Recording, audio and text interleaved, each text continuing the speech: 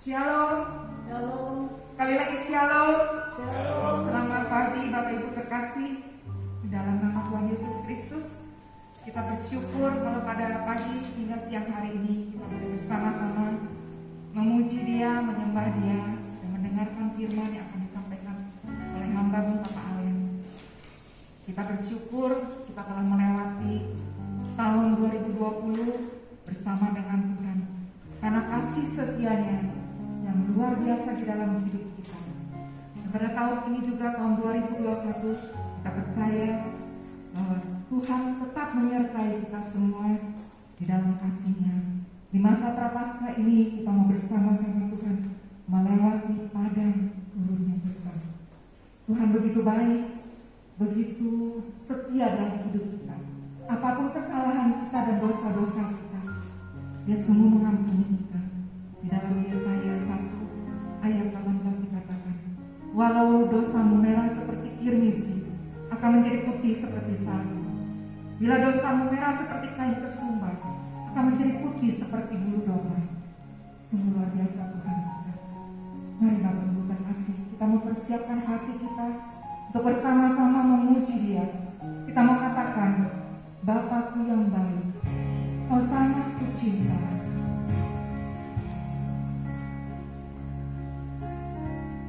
Terima kasih Tuhan Yesus.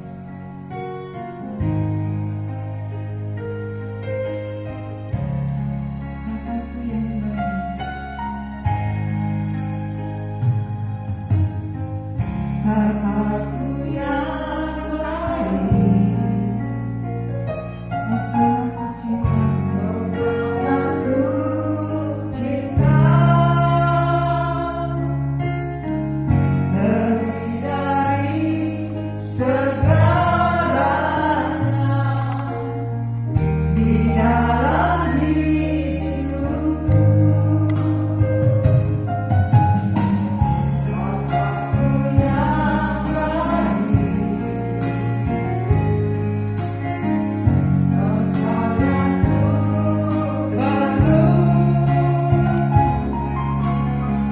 lebih dari segalanya, kasih-Mu bagiku tak pernah berhenti, kasih setiamu selalu nyata dalam hidupku, tak pernah berhenti, karena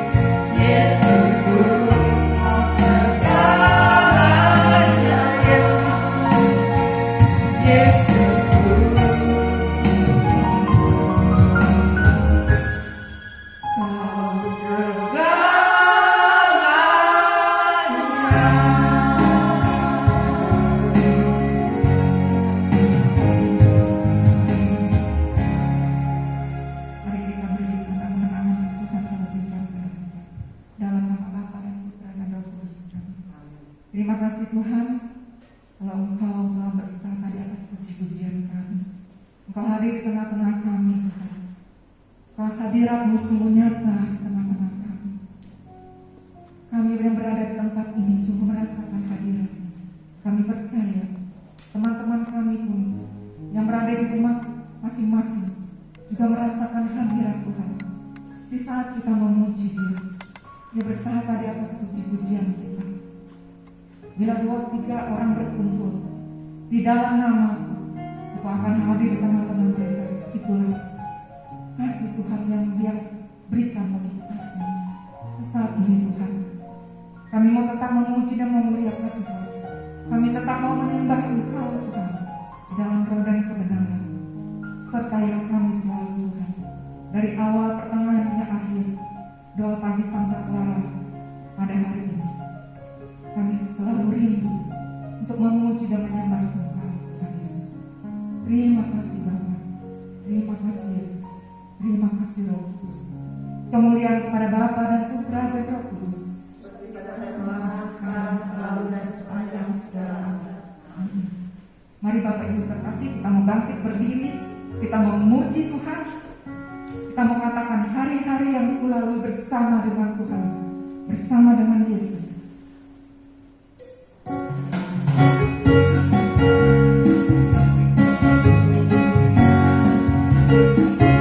Hari-hari kulalui bersama Yesus, suka duka ku jalani bersama Yesus.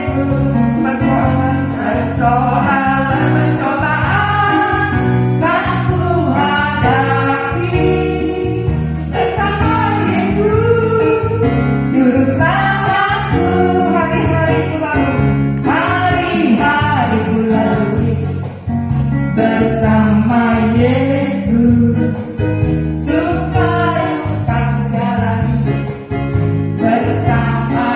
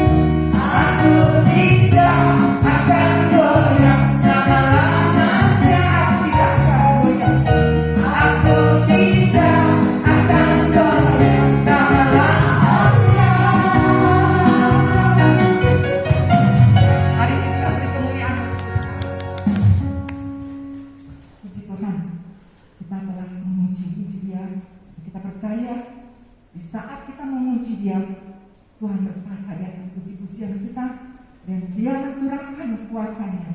Dia menyembuhkan sakit penyakit kita. Dia memulihkan setiap kita yang bermasalah, penuh dengan pergumulan di dalam dunia ini. Hanya Tuhan yang dapat memulihkan itu semua. Terima kasih Bapa. Saat ini kita mau masuk lebih dalam lagi. Kita mau masuk ke dalam hadirat Tuhan.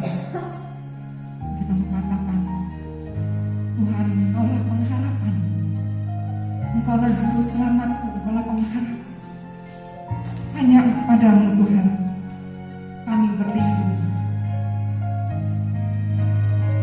Tuhan, Engkaulah pengharapan.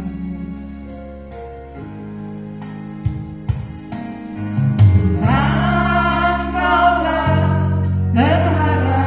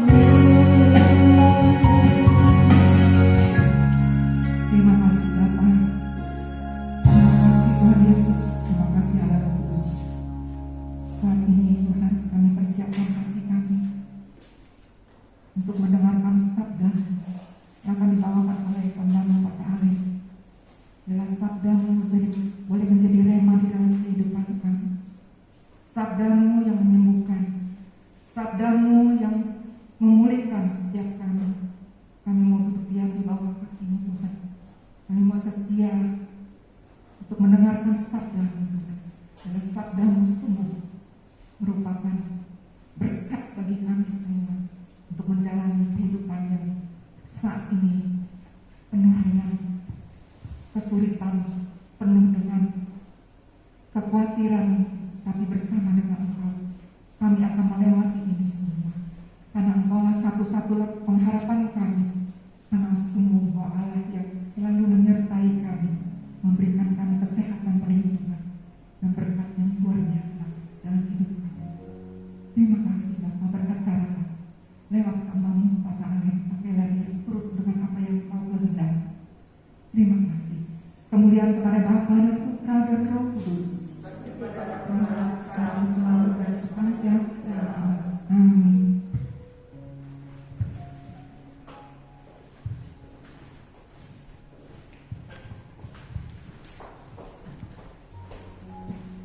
Baik, shalom.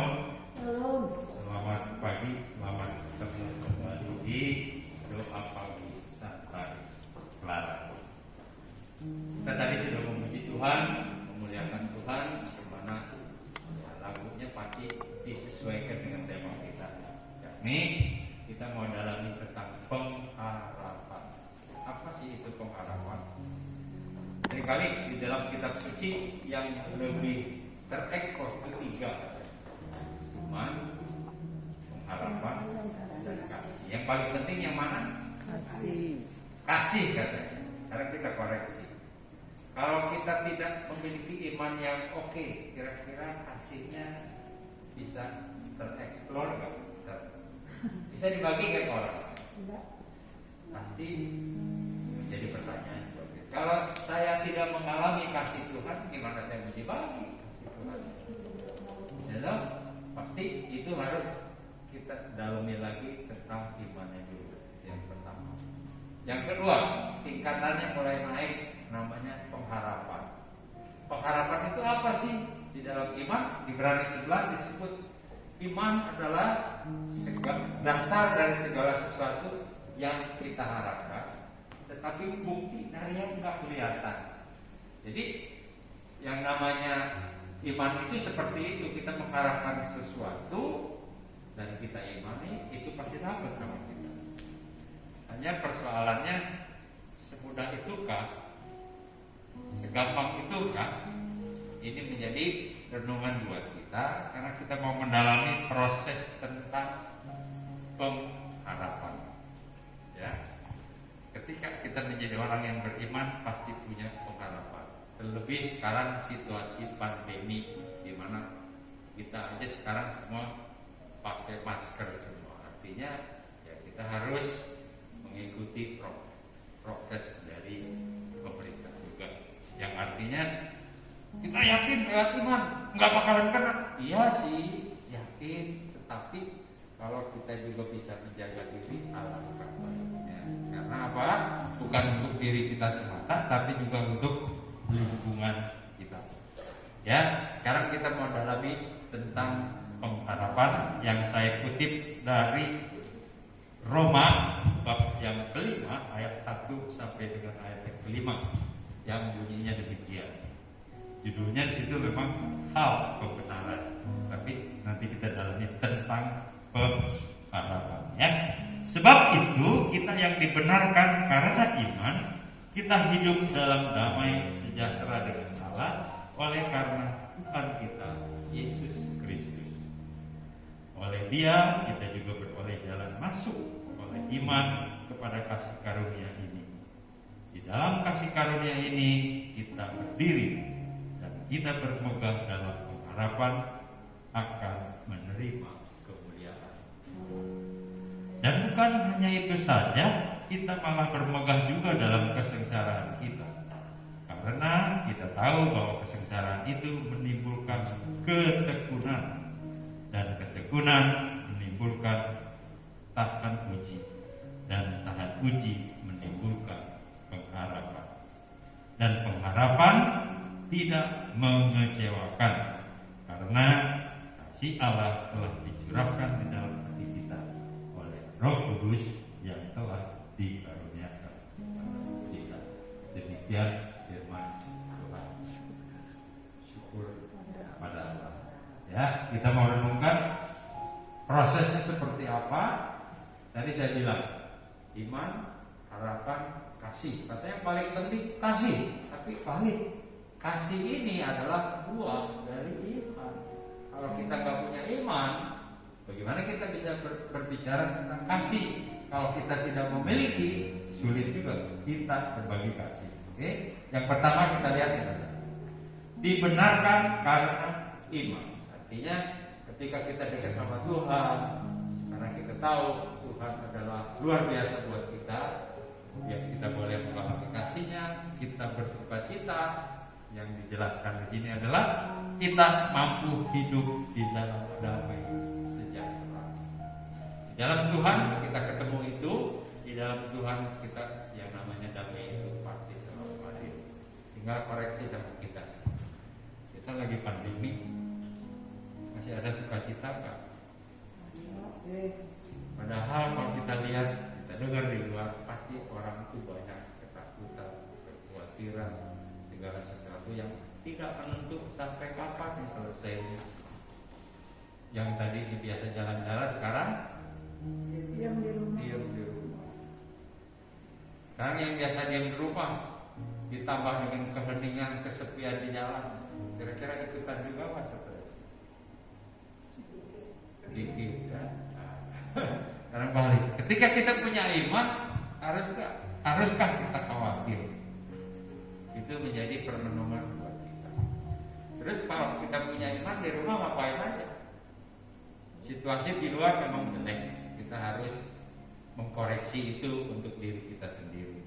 Tetapi di balik itu kita harus manfaatkan yang namanya iman kita, yang artinya dalam situasi yang tidak menyenangkan ini kunci utama buat kita dan harus lebih dekat lagi dengan Tuhan. Karena apa?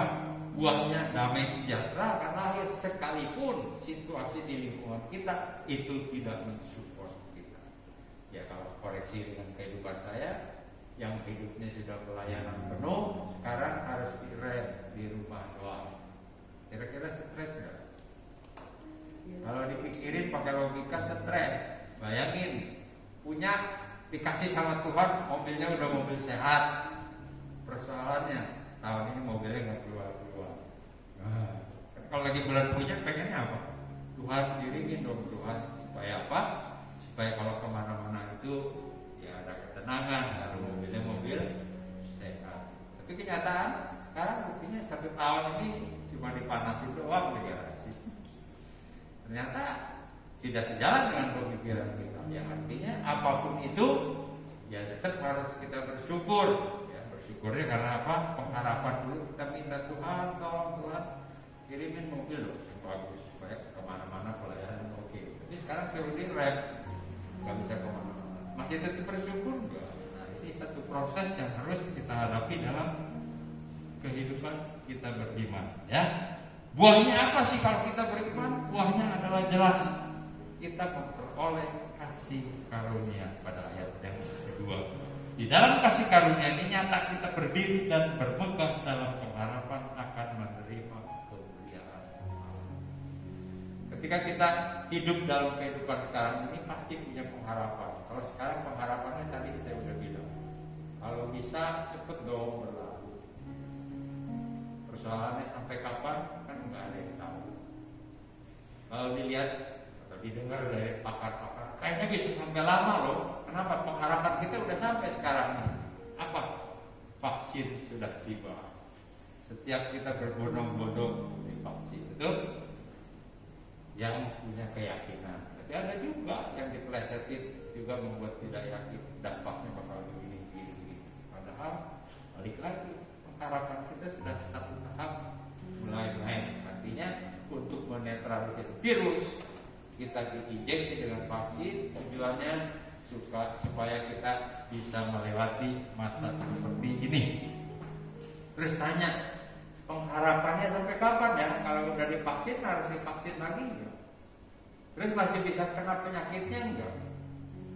Itu menjadi pertanyaan lagi. timbul pengharapan bagi sama kita. Tuhan kalau bisa kalau udah divaksin ya harusnya bebas bagi Tuhan. Setuju? Padahal itu udah sampai belum? Belum kan? Penyakitnya juga belum sampai sama kita. Kita sudah punya pengharapan. Kapan habis pengharapannya? Kalau kita game over, habis pengharapan. Saya pun sama. Ketika saya merenungkan jauh-jauh, mulai dekat sama Tuhan, punya pengharapan, punya satu, hidup saya dipulihkan, itu yang pertama. Dua, Tuhan tolong berkati kehidupan saya Tuhan. Itu pengharapan. Persoalannya sudah dicapai belum? Ini harus menjadi koreksi. Ya, pada ayat ketiga bunyinya demikian. Bukan hanya itu saja. Tadi kita berbicara tentang kemegahannya. Kita malah bermegah juga dalam kesengsaraan kita, karena kita tahu bahwa kesengsaraan itu menimbulkan ketekunan, dan ketekunan itu menimbulkan tahan uji, dan tahan uji menimbulkan pengharapan. Artinya pengharapan itu butuh proses.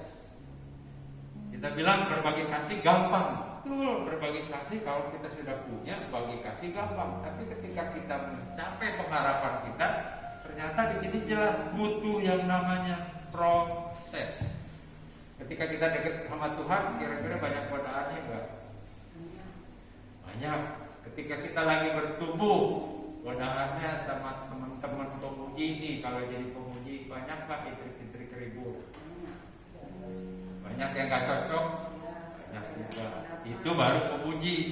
Kalau jadi pewarta, sama enggak? Layanannya hilang, pelayanannya tidak sesuai dengan kehendak Tuhan, bisa dipelesetin begitu. Apalagi karunia saya, hati-hati loh, pelayanannya usir setan dulu katanya. Itu jangan-jangan salah jalan.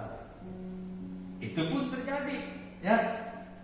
Ketika kita mengalami kasih Tuhan, itu harus kita kepikir. Artinya kita harus tambah dekat lagi sama Tuhan, dan kita bakal menerima kasih-Nya, sehingga pengharapan itu harus kita capai. Artinya kita mau selalu dekat sama Tuhan. Prosesnya kalau kita lihat tadi, kalau saya mulai urut-urut ya. Pertama, prosesnya mau mencapai pengharapan itu ada lewat yang namanya kesengsaraan. Kenapa harus kita lewati kesengsaraan? Karena kita dibentuk oleh Tuhan. Supaya apa? Supaya kita bisa lihat dalam kesusahan kita itu Tuhan masih bekerja nggak? Tuhan masih hadir nggak? Ya. Nah berikutnya ketika kita mengalami kesengsaraan masih tekun nggak? Kalau lagi sengsara biasanya ngeluhnya apa sih? Tuhan capek, Tuhan udah melayani kok belum diberkati. Capek Tuhan, sampai sekarang masih belum dipulihkan Tuhan. Itu selalu mendengung di dalam pemikiran kita dalam perjalanan hidup kita. Ya, telah tekun menghadapi persoalan, kita dibentuk menjadi tahap uji. Artinya kalau saya mengalami seperti itu, sesungguhnya nanti saya bisa mulai berbagi kepada orang lain yang mengalami problem atau hal yang sama. Contoh misalnya, seringkali dalam kehidupan rumah tangga yang sering diributin kan perselingkuhan. Kalau kita berbicara tentang perselingkuhan, sakit nggak? Pasti sakitnya di sini Pak Alen. Betul sakit. Nah, persoalannya, ketika seseorang bisa pulih dari hal seperti itu, kemudian dia berbagi kepada orang lain ketika dia dipakai oleh Tuhan, kira-kira kesaksiannya oke nggak? Pasti oke. Kenapa? Karena ketika kita mengalami, kita tahu sakitnya di mana, persoalan jatuhnya kita di mana, kemudian membuat kita tidak berkenan di mana, kita tahu. Tetapi ketika kita bisa melewati itu, orang lain bisa menangkap itu dengan lapang. Kenapa? Dia pernah mengalami hal seperti itu. Ya, buahnya dari tahan uji jelas adalah pengharapan. Saya mau cerita juga tentang pengalaman ibu saya sendiri. Saya dipanggil atau ditangkap sama Tuhan kurang lebih umur 35. Dalam perjalanan hidup saya pelan-pelan bertumbuh imannya lewat SHDR, lewat sekolah evangelisasi, lewat belajar kitab suci 3 tahun, semua saya mengalami proses. Kalau dihitung itu berapa lama Pak Alen mengalami proses dan buahnya yang bisa diterima oleh Pak Alen, ternyata buat saya itu panjang banget. Ketika harus menerima berkat Tuhan itu, kalau saya sharingkan mungkin sekitar 20 tahunan saya baru dipulihkan oleh Tuhan. Kalau berbicara tentang 20 tahun, waktu itu sebentar atau lama? Kira-kira kalau kita nih audiens mengalami apa yang saya alami, dipulihinnya mau sebentar atau mau lama? Pasti semua bilang maunya sebentar. Kalau lama-lama mana tahan? Bayangin 20 tahun itu bukan sebentar. Tapi bagaimana saya bisa melewati itu? Semua tadi saya bilang harus ada proses, di mana proses itu harus mengalami kesengsaraan, kemudian mengalami ketekunan, mengalami tahan uji, yang akhirnya kita mendapat buah yang kita alami saat ini. Seringkali orang melihat buahnya doang, uji apa? Tuh jadi Pak itu mah enak, tuh jadi Bu ini mah sekarang sudah enak, tuh. Tetapi tahu prosesnya?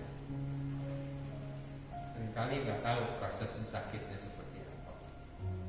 Tapi ketika kita mengalami itu, kuncinya cuma satu. Kita harus tetap dekat sama Dia. Kita dekat sama Tuhan, sehingga proses ini boleh berjalan seturut dengan yang Dia kehendaki. Susah apa gampang? Kembali, kalau kita punya niat, semua menjadi gampang. Kenapa bisa begitu? Artinya ada komitmen di dalam diri kita untuk ketemu Dia, mengalami Dia, kemudian melihat setiap berkat kasih-Nya mengalir di dalam diri kita. Karena apa? Karena di dalam ayat 5 dengan jelas berbunyi demikian. Dan pengharapan tidak mengecewakan, karena kasih Allah telah dicurahkan di dalam hati kita oleh Roh Kudus yang dikaruniakan kepada kita. Sekalipun melewati kesengsaraan yang saya alami cukup lama, 20 tahunan, tapi jangan kecil hati. Ternyata Tuhan punya rencana buat saya. Kenapa dikasihnya begitu lama?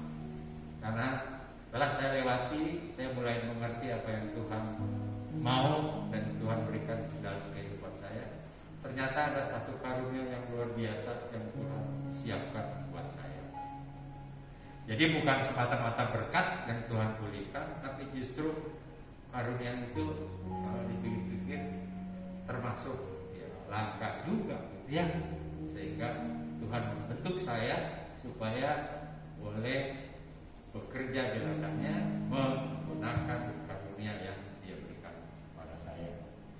Jadi intinya kenapa harus begitu lama? Tadi karena Tuhan punya rencana buat diri saya. Kalau kita berbicara tentang pemulihan ekonomi, saya rasa nggak susah, gampang banget. Kenapa saya bilang gampang? Karena banyak umat yang datang ngobrol, minta tolong, Pak Alen, saya lagi punya problem, punya persoalan. Gimana cara keluar dari persoalan saya? Ujung-ujungnya duit. Susah apa gampang kalau ujung-ujungnya duit? Usahanya memblek, usahanya bangkrut, susah apa gampang? Awalnya susah. Terus bagaimana cara memulihkannya? Asal you mau aja ikutin trik-trik yang saya mau kasih, aktif yang saya kasih. Kalau mau, you pasti keluar dari pergumulan itu sendiri. Ya, itu kuncinya. Susah apa gampang Pak Alen? Susah. Siapa yang bilang gampang? Kenapa? Itu tadi. Pengharapan itu harus lewat proses kesengsaraan. Itu lewat ketekunan yang akhirnya berbuah yang oke. Artinya saya mau share satu pengalaman adalah saya harus melayani seorang pengusaha yang jatuh bangkrut. Tapi saking pusingnya, stresnya ini bos. Kenapa pusing stres? Karena tiap bulan harus bayar bunganya 400 juta. Kira-kira enak kan? Tiap melek mata harus bayar 13 juta. Kalau itu terjadi pada kita, apa yang terjadi? Ikut stres ya? Hah? Saya bayangin kalau 400 juta dibagi 30 hari kan 13 juta. Baru mulai kelihatan 13 juta mesti bayar. Besok mulai kelihatan lagi jadi 26 juta kira-kira stres nggak? Income-nya nggak sebanding dengan apa yang dihasilkan. Akhirnya semua balik, saya bilang ada prosesnya. Ketika saya boleh melayani juga, Tuhan kasih jalan buat saya. Ketika itu boleh terjadi, saya juga sepertinya nggak susah juga memecahkan persoalannya, karena saya tahu latar belakang saya juga dulu punya pabrik, jadi ngerti kalau orang lagi bangkrut itu stresnya kayak apa tahu. Ya, tapi Tuhan buka jalan. Caranya aneh juga sebenarnya. Ketika sekali waktu ke tempat rumah duka, ketemu umat lama yang istrinya pernah belajar care, mulai ngobrol-ngobrol. Saya jadi kenal sama suaminya. Suaminya udah jadi bos. Dalam perjalanan ini dia juga cerita, saya dulu Pak Bos itu biasa susah juga. Nah, ternyata Tuhan buka jalan bahwa bos yang bangkrut ini saya boleh kenalin sama dia, diajak ngobrol sama dia, dikasih tips sama dia. Sebenarnya saya tahu tipsnya, tapi kalau saya ngomong pasti umatnya bilang apa? Pasti bilang ini, iya kepala gampang aja, tutup aja pabrik, kasih ke bank, ada selesai. Betul. Persoalannya kalau udah jadi bos bisa terima itu, karyawan 400. Kira-kira kalau disuruh begitu bilang Pak Alek ngomongnya kan enak aja, tutup aja, kasih ke bank, ada selesai. Tapi persoalan ternyata di balik itu ada yang luar biasa adalah kalau posisi kertas sebagai bos sekarang suruh udahan, kira-kira bisa terima nggak diri kita? Ntar kalau ketemu teman-teman itu, kira-kira punya harga dirinya masih ada nggak? Ya, tapi puji Tuhan karena Tuhan buka jalan, kenal sama bos, ngobrol, akhirnya dikasih jalan solusi. Dulu juga saya begitu. Tinggal persoalannya adalah, you mau mati sekarang atau you mau matinya nanti? Matinya sekarang you masih punya lebih duit, tapi kalau matinya nanti you gak bakal punya apa-apa. Wah, jadi kurang lebih sama nggak? Suruh berhenti perusahaan sama. Hanya yang ngomong orang yang udah sukses, akhirnya bos ini bisa terima. Di logika masuk, cuma jalan keluarnya gimana Pak untuk bisa selesai. Apa yang terjadi? Tuhan juga buka jalan juga buat saya. Mulai Tuhan kenalin sama kepala cabang dari Bank BCA. Akhirnya saya ngobrol, Bu, kita punya umat, punya problem, bla bla bla bla. Kira-kira ada solusi nggak? Kalau ada solusi, boleh nggak umat saya di ngobrol sama ini? Ya boleh Pak, kasih aja nomor telepon saya. Akhirnya Tuhan buka jalan, yang bersangkutan bisa telepon langsung. Bagaimana cara solusinya diberikan karena dia adalah kepala cabang. Akhirnya terjadilah jalan kedua yang terbaik. Akhirnya puji Tuhan, semua bisa diselesaikan. Akhirnya lepaslah beban beratnya dan proses itu bisa diterima oleh dia. Untuk membuahkan pengharapan butuh yang tadi perjuangan, betul? Saat ini juga sama. Keluar rumah kita takut, belanja takut, tempat rame-rame takut. Ada solusi enggak? Pasti ada. Apa solusinya? Tadi Ibu lihat bilang, makanin dong vitamin B. Iya sih, vitamin D aja udah sekian ratus ribu. Terus 2 bulan sekali harus dikontrol katanya, tambah lagi sekian ratus ribu, cek balik. Latar belakang duitnya bagaimana? Ya, kalau yang megang duit sih no problem, betul? Padahal sekarang orang nyari duit lagi pusing enggak? Lagi pusing, yang pusing yang enggak juga sih. Yang artinya balik. Ketika kita dekat dengan Tuhan, melihat juga kemuliaan Tuhan itu hadir. Itu harus kita koreksi dalam kehidupan kita beriman. Dimana ketika kita dekat sama Tuhan, betul gak damai sejahtera hadir. Itu kita koreksi. Kemudian koreksi saya nih, udah gak kemana-mana setahun, sudah tidak pelayanan setahun, kira-kira saya masih bisa makan gak?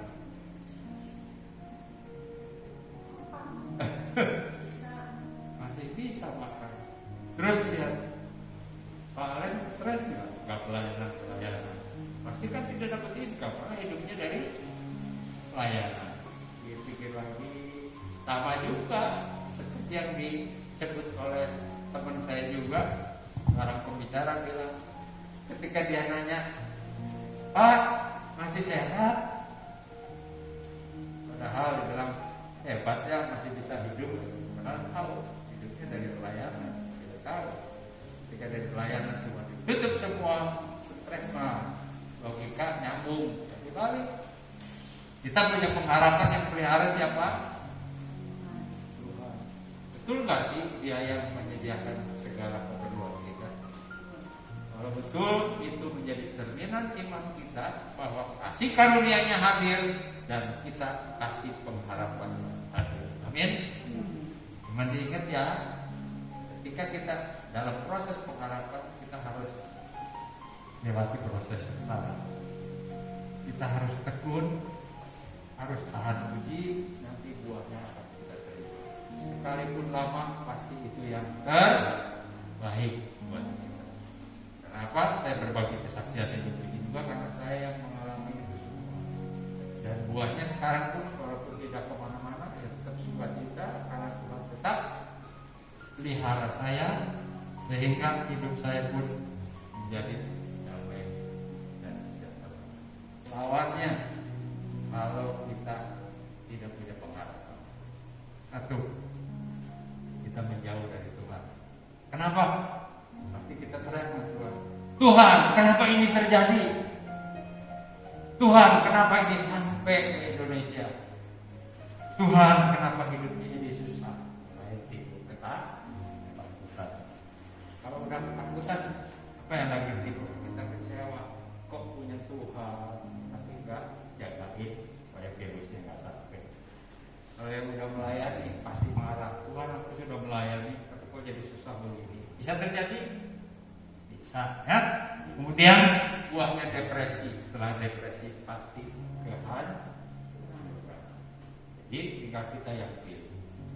Kita lagi punya problem seperti ini, mau pilih selalu dekat sama Tuhan atau kita menjauh sama Tuhan. Kita yang menentukan. Betul? Tapi firman Tuhan bilang, kamu harus dekat sama Tuhan. Sekalipun mengalami proses, tetapi buahnya adalah ya dan amin. Ya, semoga firman ini menguatkan kita dan kasihnya tetap ada, tetap hadir, supaya kita pun boleh menjadi saksinya Dia dan kemuliaan itu betul-betul hadir, sehingga Dia selalu kita muliakan dalam kehidupan kita. Amin. Kita akan satu lagu, tim pemujinya, kita masuk dalam doa, karena kita tahu pergumulan, persoalan pasti terjadi, tapi ingat Tuhan punya rencana buat kita yang buahnya pasti damai, sukacita hadir dalam kehidupan kita. Karena kita tahu pengharapan kita hanya dari Tuhan saja. Tuhan adalah pengharapan.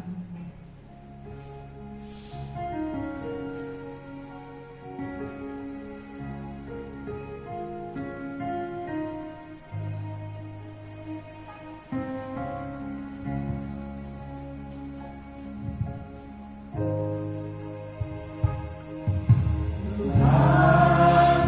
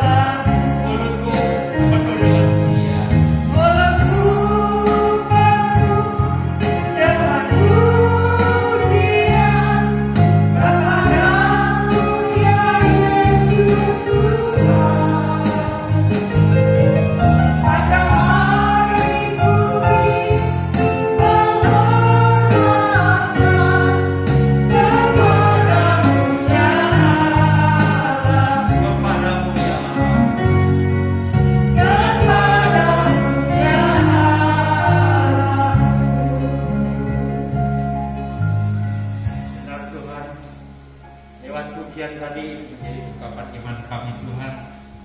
Ketika kami punya persoalan, punya problem, kami yakin dan percaya hanya Engkaulah pengharapan kami. Karena kami yakin dan percaya Engkau Allah yang mampu melindungi kami. Engkau yang mampu memelihara kami. Apapun pergumulan kami, kami yakin dan percaya. Sesulit apapun dunia di luar kami Tuhan, kami yakin dan percaya lewat iman kami Tuhan. Di mana Engkau membentuk kami dengan pengharapan demi pengharapan, karena itu adalah kasih-Mu yang sungguh boleh hadir dalam kehidupan kami. Kami yakin dan percaya Tuhan, proses pandemi ini pun boleh kami alami, pasti Engkau punya rencana yang kami pasti tidak mampu menangkap apa yang Engkau nyatakan dalam kehidupan. Tapi kami yakin dan percaya karena kasih-Mu begitu luar biasa boleh hadir dalam diri kami. Kami yakin dan percaya Tuhan, ketika kami boleh mendekat dengan Engkau, sungguh kami pun boleh bersukacita. Kami boleh melihat dan mengalami damai sejahtera yang daripada-Mu boleh selalu mengalir di dalam kehidupan. Kami yakin dan percaya Tuhan, apapun pengharapan kami, semua kami mau alaskan hanya di dalam nama Yesus, Tuhan dan Juru Selamat kami, yang kami imani selalu ada dan hadir dalam kehidupan kami. Kami yakin dan percaya, di mana kami boleh melalui pergumulan pandemi ini, tentunya dengan kesadaran kepada-Mu. Dan kami yakin dan percaya Tuhan, kami pun akan mengalami kemenangan yang berasal dari Engkau Tuhan, bahwa kami mampu melewati ini semua bukan dengan kekuatan kami sendiri, tapi karena kasih karunia-Mu yang Engkau izinkan kami beriman kepada-Mu. Kami yakin dan percaya Tuhan, siang hari ini pun Engkau menjamah setiap pendengar yang boleh mendengarkan pembacaan firman ini, sehingga sungguh Tuhan, rahmat-Mu, kasih-Mu yang luar biasa boleh menjamah setiap anak-anak-Mu yang sedang mengalami guncang iman. Apa yakin percaya bahwa Tuhan ini bukan karena kuat kuasa hamba-Mu ini, tetapi sungguh karena Roh-Mu yang boleh menjamah setiap pendengar dalam acara ini. Apa yakin percaya Tuhan, kasih-Mu tetap hadir, kasih-Mu tetap ada, dan kasih-Mu tetap memelihara. Kami yakin dan percaya Tuhan, berkat-Mu pasti akan melimpah dalam kehidupan kami, karena Engkau adalah sumber rahmat yang boleh kami. Kami yakin dan percaya semua ini hanya di dalam satu nama Yesus Kristus, Tuhan dan Juru Selamat kami. Kemuliaan kepada Bapa dan Putra dan Roh Kudus, seperti pada masa lalu dan sepanjang segala abad. Tuhan Yesus memberkati. Amin. Baik Bapak Ibu terkasih, terima kasih sebelumnya untuk Bapak Alen yang telah membagikan sabda Tuhan, pengharapan di dalam kehidupan kita. Saat ini sebelum kita tutup acara doa pagi Santa Clara ini, kita mau puji Tuhan, sekali lagi kita mau puji Dia. Terima kasih Tuhan. Mari Bapak Ibu terkasih, kita ini mau berterima kasih karena kasih-Nya yang begitu luar biasa di dalam kehidupan kita.